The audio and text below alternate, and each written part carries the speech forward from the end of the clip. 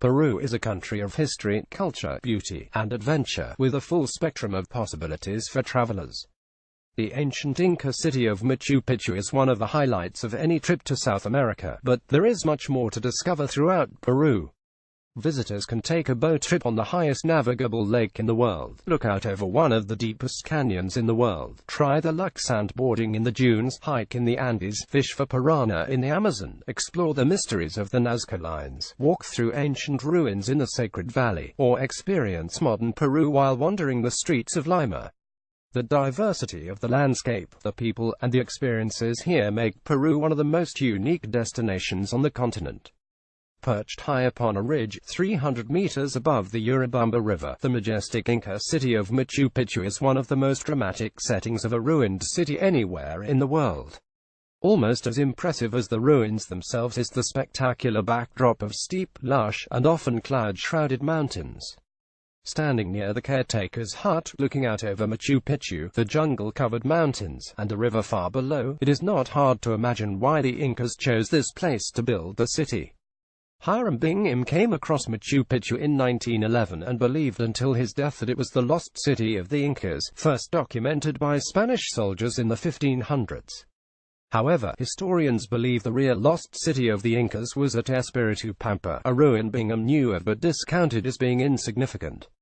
The journey is also part of the experience of visiting Machu Picchu, whether it's by hiking the Inca Trail or seeing the route by train. In either case, it's impossible not to be inspired by the scenery. Trains leave from Cusco, Ollantaytambo, or Urubamba to Aguascalientes. From Aguascalientes, the town below Machu Picchu, a bus takes visitors up to Machu Picchu, which is about a 20-minute drive. It is possible to walk up this road to the site, but this is a long, uphill climb. To avoid the crowds, the best times to visit the site are in the morning or late afternoon, either before the trains arrive from Cusco or after they have left. The high season is June to August, but the 2 months on either side of this also see decent weather and can be a good time to visit with fewer crowds. The famous Inca Trail is a 4-day hike which terminates at Machu Picchu, and is regarded by many as the highlight of the trip to Peru. This scenic trail is often more demanding than what many people are expecting, but also more rewarding. There are a couple of different starting points for the Inca Trail, but the traditional 4-day hike begins at km 82 of the Cusco-Aguascalientes rail line. For this point, the trail passes more than 30 Inca ruins and traverses through some spectacular scenery. The most difficult portion of the trail is the second day of the hike, with a climb of 1,200 meters in elevation gain and 2 high passes. The hike must be done with an agency, and reservations should be booked well in advance, particularly in the high season of June to August. Some agencies offer a shorter version of the hike, which entails either the last 2 days or just the last day of the hike. There are campgrounds at intervals along the trail and one at the base of Machu Picchu. Depending on the type of tour, hikers can either carry their own backpack or have it transported for them. Walking through the streets of Cusco is like wandering through a museum, with history built upon history in this UNESCO World Heritage Site. Inca ruins have been used in the foundations of many of the lovely old colonial buildings lining the narrow roads, showcasing the city's long history. The main square, Plaza de Armas, in the city center is home to the cathedral and La Campana, 2 equally impressive structures. The square is also a great place to start the walking tour, grab a meal, or people watch during the day. And while there are countless buildings and museums worth visiting, the Church of Santo Domingo, resting on the ruins of the Inca site of Coricancha, is one of Cusco's must-see attractions.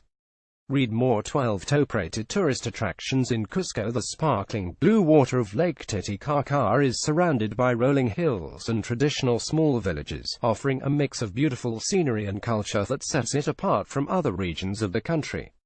Sitting at 3,820 meters above sea level, Lake Titicaca is known for being the highest navigable lake in the world, but it is also an extraordinarily scenic area where visitors can relax and enjoy some tranquility. A boat trip to the islands and surrounding villages is the best way to appreciate the lake. One of the main tourist attractions is the Uros floating islands, Islas Flotantes, which sustain small communities of Uros Indians. These are man-made islands constructed of reeds that have sustained a traditional way of life since the time of the Incas. What travelers see on tours to these islands is designed for tourism, but it does offer a glimpse into a traditional way of life. The floating islands are only one very small part of Lake Titicaca's attraction, with the real charm lying in the small villages in the hills along the shores of Titicaca and on the main islands of Isla Tequil and Isla Amantani. The main gateway to Lake Titicaca is the city of Puno, a less than inspiring destination, with hotels, restaurants, and travel agencies. There are trains and buses to Puno and flights in and out of the nearby city of Juliaca. Although it was once thought to be the deepest canyon in the world, Colca Canyon, Canon del Colca, twice as deep as the Grand Canyon, is the second deepest after nearby Cotahuasi Canyon. The canyon reaches a depth of 3,400 meters and is the result of a seismic fault between two volcanoes. At the base far below is a winding river. The Colca Canyon area has been inhabited for thousands of years and was home to the Coligua, Cabana, and eventually the Inca peoples. Stone terracing along the canyon walls dates to AD 800 and is still in use today. The canyon is about a 4-hour drive from Arequipa. Day trips to the canyon are available from Arequipa, but 2 or more days are recommended considering the driving time involved in accessing the canyon. Besides gazing out at the canyon, there are also hot springs, churches, villages, and Inca ruins to explore. Condors are also a big attraction in Colca Canyon as they soar past the cliff walls. The mysterious Nazca lines are an unusual sight that will leave visitors with a sense of awe.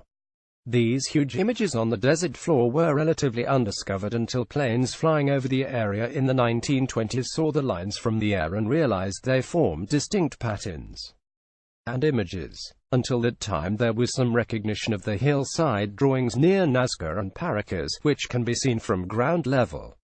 However, the huge drawings on the flat desert floor are so large that it requires an aerial view to be appreciated. For the air, it is possible to see 70 different plant and animal drawings as well as hundreds of lines and other geometrical shapes. Some of these lines stretch as long as 10 kilometers, and they are spread over hundreds of square kilometers. Most notable among the figures are a lizard measuring 180 meters long, a condor with a 130-meter wingspan, and several others that include a monkey, hummingbird, killer whale, and spider. Although it is not known exactly who created the lines or how and why, theories hold that the lines were the product of the Paracas and Nazca cultures sometime between 900 BC and AD 600. Why they were created is the subject of much debate. Some of the theories put forward suggest the lines were a type of astronomical calendar for agriculture, an alien landing pad, a running track, walkways joining ceremonial sites, or part of a water cult. The lines were created by removing the dark surface layer of stones and piling them at the sides of the lines, creating a contrast between the dark stones and the exposed lighter soil below.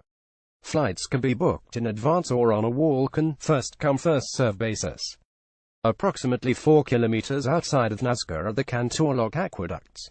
Built around AD 300 to 600, the aqueducts were designed to provide a year-round water source for the area. They conduct water from the mountain springs down to Nazca by means of underground canals. Some of the Cantorloc aqueducts are still used by farmers in the area. Also of interest in the area is the cemetery of Choquilla, which contains Nazca remains and mummies. Less than an hour's drive north of Cusco is the beautiful Sacred Valley and the towns of Pisac, Urubamba, and Ollantaytambo. This fertile valley has many Inca ruins worth exploring, but is also a peaceful area to spend some time wandering through markets or soaking up local culture. Some of the main highlights in the valley are the Pisac ruins, the Sunday market in Pisac. Smaller market days are held on Tuesdays and Thursdays, and the ruins and fortress at the beautiful little town of Ollantaytambo. A little out of the way but worth a trip is the town of Moray, with circular terracing used as an agricultural testing area by the Incas, and the salt mines at Salinas, which have been in use since the time of the Incas.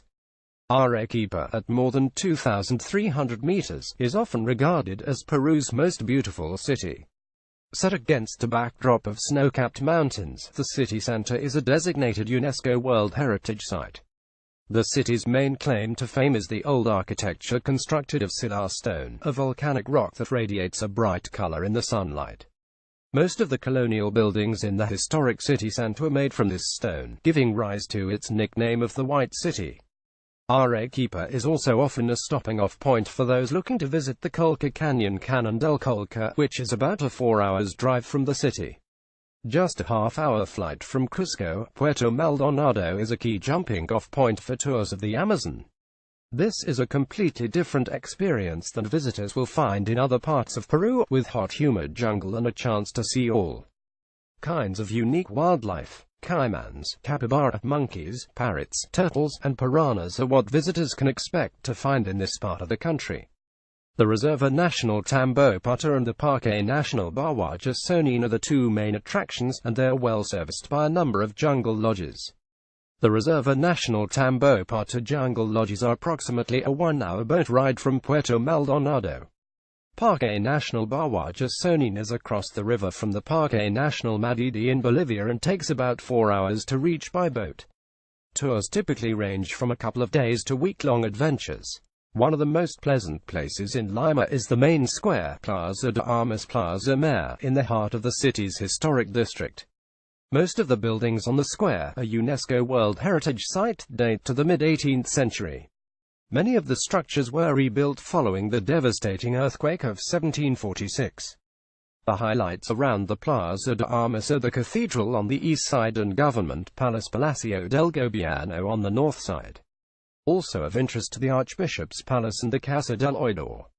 Leading off the square is the pedestrian street, Girón de la Unión, with shops, restaurants, and the historic Iglesia de la Merced. Read more 12 top-rated tourist attractions in Lima for the sporting type looking to try something a little different. The Oasis Resort of Huacochina on the outskirts of Ica has just the answer. This picture-perfect, palm-fringed resort town just west of Ica, and technically still part of the municipality of Ica, is situated around a lagoon surrounded by huge sand dunes, some of which reach 1,000 meters in height. While they are beautiful to see, people come here to try out the sport of sandboarding. Similar to snowboarding, sandboarding is surfing down the sand dunes on specially made sandboards, which can be rented in the area. For the less coordinated, renting dune buggies is another great way to get out and enjoy the landscape. Ica is slightly higher than the ocean and consequently is not affected by the usual coastal mist like other towns along this stretch. The town has a year-round sunny and dry climate, making it a good place to visit at any time. The main reasons visitors come to Pisco, about 200 kilometers south of Lima, are to see the nearby Islas Ballestas and the Reserva Nacional de Paracas on the Paracas Peninsula. Almost directly west of Pisco, the Islas Ballestas, sometimes referred to as the poor man's Galapagos, are home to hundreds of thousands of birds, large colonies of sea lions, pelicans, penguins, and dolphins. Boat tours, which visit the islands daily, leave in the mornings from Pisco. The full tour takes passengers past the Candelabra, a hillside geoglyph seen from the coast, and then spends a considerable amount of time boating around the islands watching for wildlife. This tour is generally a half-day trip, returning around noon. The Paracas Peninsula, jutting out into the Pacific Ocean just south of Pisco, is home to the Reserva Nacional Paracas and the largest section of protected coastline in Peru. The shoreline of the Paracas Peninsula supports a huge variety of wildlife, with approximately 200 species of seabirds, 2 types of sea lions, a rare type of otter, and the endangered Humboldt penguins. Silistani, outside the city of Puno and not far from Lake Titicaca, is the site of some of the area's most impressive funerary towers, chalpes.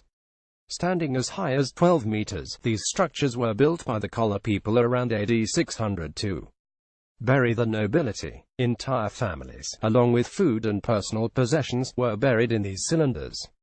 Most of the towers are set in a scenic area along the bank of Lake Ormeo. Visitors walk up a hill from the parking lot to the plateau above. The towers stand at the far end of the field with the lake behind. Below the parking lot is a small marshy lake where locals can be seen poling along in the boats, harvesting reeds. The quaint hillside district of Barranco, just south of central Lima and Miraflores, is a charming area within easy commuting distance of downtown Lima. With unassuming colonial architecture lining the narrow streets and hillside ocean views, the area offers a much more relaxed pace than the city. The area has long been popular with artists and poets, giving it a bohemian feel. This is a great place to wander in the afternoon or enjoy a meal, particularly at sunset, at one of the restaurants overlooking the ocean. Besides the atmosphere, the one main tourist attraction in Barranco is the Puente de los Suspiros Bridge of Sighs. Read more. 12 top-rated tourist attractions in Lima hotels.